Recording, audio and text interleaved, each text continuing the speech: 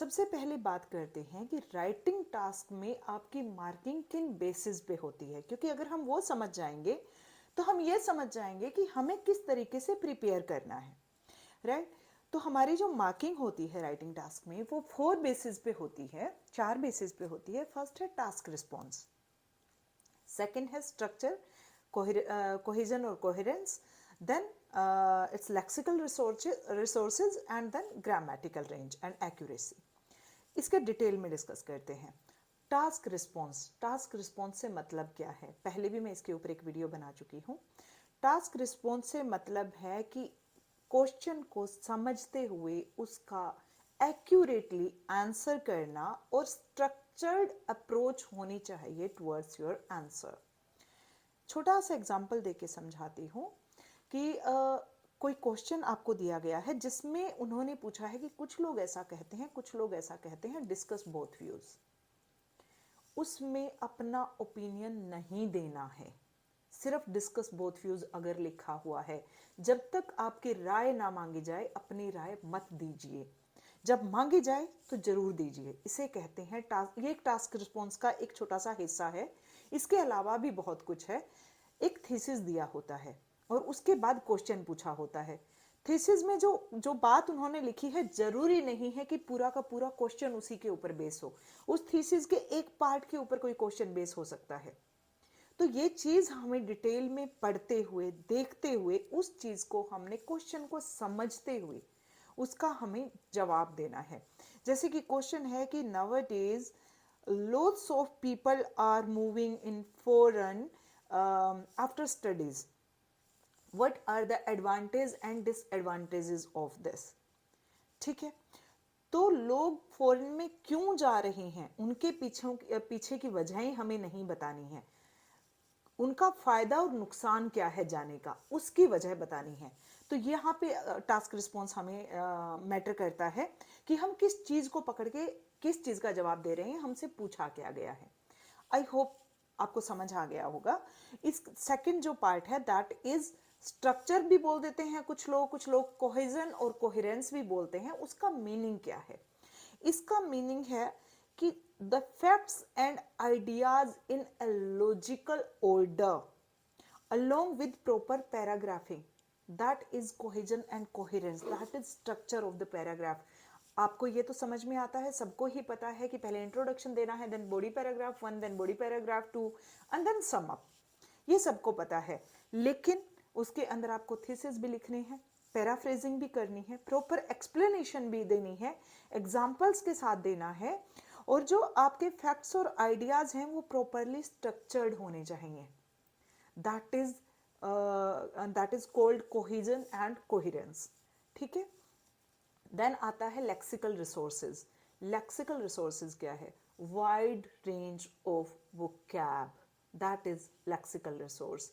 Wide range of vocab आपको use करनी है। बहुत कॉमन ओवर यूज्ड जो वर्ड्स हैं वो इस्तेमाल नहीं करने हैं। जैसे कि मैं हमेशा कहती हूँ, वेरी को अवॉइड करना है, एंड को अवॉइड करना है, बट को अवॉइड करना है, और बहुत ही जो कॉमनली यूज वर्ड्स हैं, ब्यूटीफुल, बिग, स्मॉल, इस तरह के वर्ड्स को अवॉइड करना है। इनकी बजाय जो बेहतर इनके वो सिनोनिम्स हैं वो आपको इस्तेमाल करने हैं। दूसरा, यहाँ पे मैं एक और भी चीज़ ऐड करती हूँ। समटाइम्स मैंने देखा स्टूडेंट्स कहते हैं मैम मैंने ना बहुत सारे सिनोनिम याद कर लिए हैं। अच्छी बात है, सिनोनिम्स याद करने चाहिए, काम आएंगे, लेकिन हर सिनोनिम एक दूसरे की जगह पे नहीं इस्तेमाल करना। सिर्फ वोकैब आपके याद नहीं होनी चाहिए, उसको आपको प्रॉपरली स्ट्रक्चर्ड सेंटेंसेस में इस्तेमाल करना भी आना चाहिए। ये भी आपको पता होना चाहिए कि जो शब्द आपके पास है उस शब्द को इस्तेमाल कहाँ और कैसे करना है। जहाँ भी आप क्लासेस ले रहे हैं, ऑनलाइन ऑफलाइन जहाँ भी ले रहे हैं, अपने इंस्ट्रक्टर के साथ, अपने ट्रेनर के साथ डिस्कस करें और उनसे डिटेल में इन चीज़ों को समझें। देन आती है हमारी ग्रामेटिकल रेंज एंड एक्यूरेसी। शायद आप ग्रामेटिकल रेंज को समझते ही हैं। ग्रामेटिकल रेंज से यहाँ मतलब सिर्फ ये नहीं है कि आपकी ग्रामर ठीक होनी चाहिए। I am going, she is having food, और she eats fruits, it's not the grammatical range.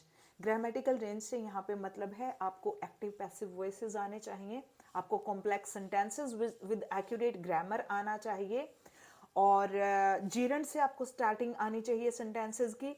Different type of sentence structure also comes under grammatical range and accuracy. इस चीज का प्लीज ध्यान रखिए, सिंपल सिंपल सेंटेंसेस नहीं बनाने हैं, एक ही तरह के सेंटेंसेस नहीं बनाने हैं, सिर्फ एक्टिव में आपको सेंटेंसेस नहीं बनाने हैं, पैसिव वॉइस भी आपको रखना है. This should be imposed by government, this should be done by people, this parameters should be taken by government and people, something like that. I'm saying just in a very like normal way just to make you understand. Sentences आपको वो इस्तेमाल करने हैं जिनकी starting gerund से होती है, taking these parameters into consideration, और by imposing these high taxes on the people by government, something like that. ठीक है, living country to earn money or to climbing up on the career ladder is not a bad idea, something like that. And speaking, ये speaking में भी काम करेगा आपको.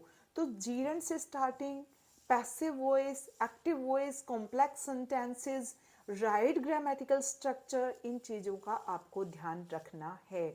ये चार चीजें, task response, cohesion and coherence, lexical resources and grammatical range and accuracy, इन चार चीजों का ध्यान रखते हुए आपको अपना राइटिंग टास्क, इवन आपको अपना स्पीकिंग टास्क कंप्लीट करना है, तो आप बेहतर कर पाएंगे.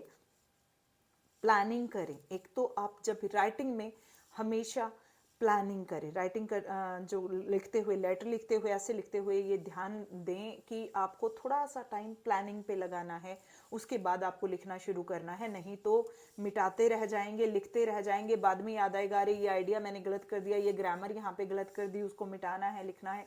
तो बेहतर है कि 5 मिनट, 4-5 मिनट अपना प्लानिंग पे लगाएं, उसके बाद करें.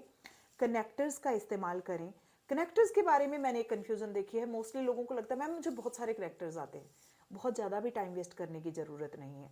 एक्चुअली ना समटाइम्स क्योंकि हमारे पास आइल्स की तैयारी करने के लिए लिमिटेड ही टाइम होता है, तो उस टाइम को हमने वेस्ट नहीं करना है अननेसेसरी की चीज़ों पे. 10 से 15 कनेक्टर्स आपको चाहिए स्पीकिंग में, टाइपिंग टास्क 1 में और टास्क 2 में. उतने ही कनेक्टर्स याद कर लें, उनका सही तरीके से इस्तेमाल आना चाहिए. मोर ओवर की जगह हाउएवर की जगह मोर ओवर नहीं इस्तेमाल करना है, दोनों अलग अलग चीजें हैं. ये बेहतर तरीके से समझ लें. कनेक्टर सिर्फ 10 से 15 याद कर लें, काफी हैं. बट की जगह क्या इस्तेमाल होगा, ये एंड की जगह क्या क्या कनेक्टर्स इस्तेमाल हम कर सकते हैं, क्योंकि ये कॉमन कनेक्टर्स हैं, इनको यूज नहीं करना है.